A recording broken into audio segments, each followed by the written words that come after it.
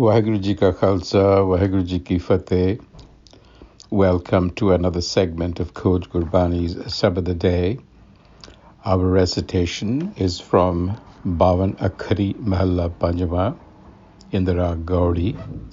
This is a composition from Guru Arjan, and this is the 24th pauri or step.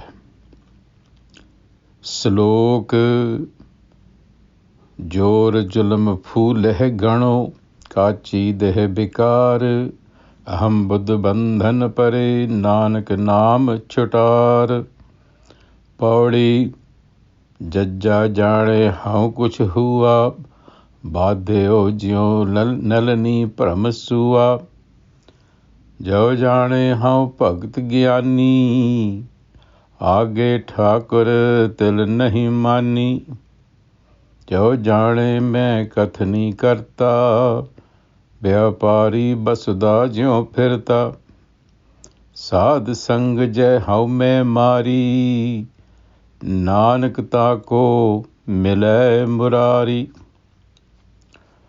In this passage, the Guru speaks about the source of our violence and oppression, not only of ourselves, but others. And the source of that violence is what he calls ahang buddh, self-conceit, which arises out of the ego haume.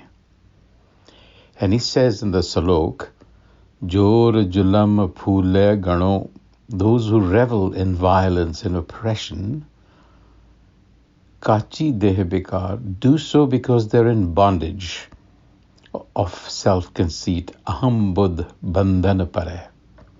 Aham buddh, self-conceit. So it is that veil of ignorance that creates boundaries of otherness, whether these boundaries are psychological, physiological, or even metaphorical. The point is the sense of separateness that arises in us comes from the ego home, and it is part of the way we are designed. But that sense goes awry and leads to violence and oppression out of fear, because ego haume wants to latch on to things. It wants to secure its own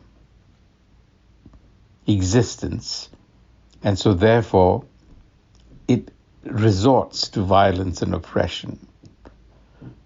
But the Guru says that they forget that their own body will crumble one day. In other words, that they could be subjected to violence, and that in any event, the end is not far.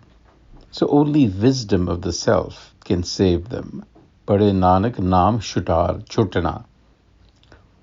In the pauri, the Guru says, and we learn from the letter Jajja, we learn that the sense of ego haume, janiya hau kush hua, in other words, when you feel like you are something or somebody, that is really ignorance over our minds, and that misleads.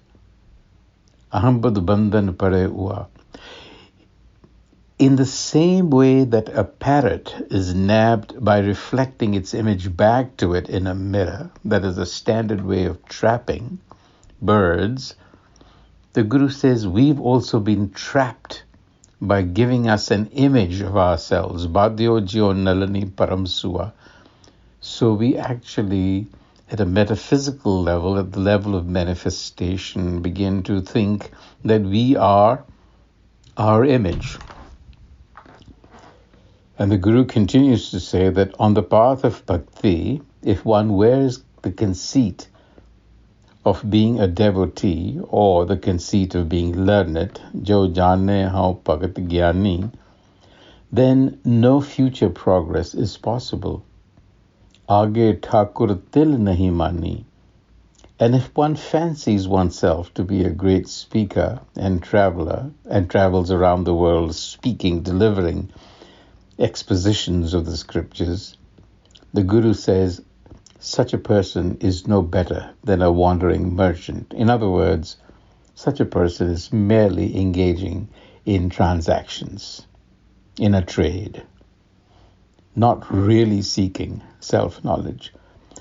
So only when the ego haume is dissolved, and it dissolves in fellowship with enlightened company, sadhu sang je haume mari, only then is the self realized. And when the self is realized, you see, you cast aside that veil of ignorance and you see reality for what it is, a oneness. On that note, until the next time, Waheguru Ji Ka Khalsa, Waheguru Ji Ki Fateh.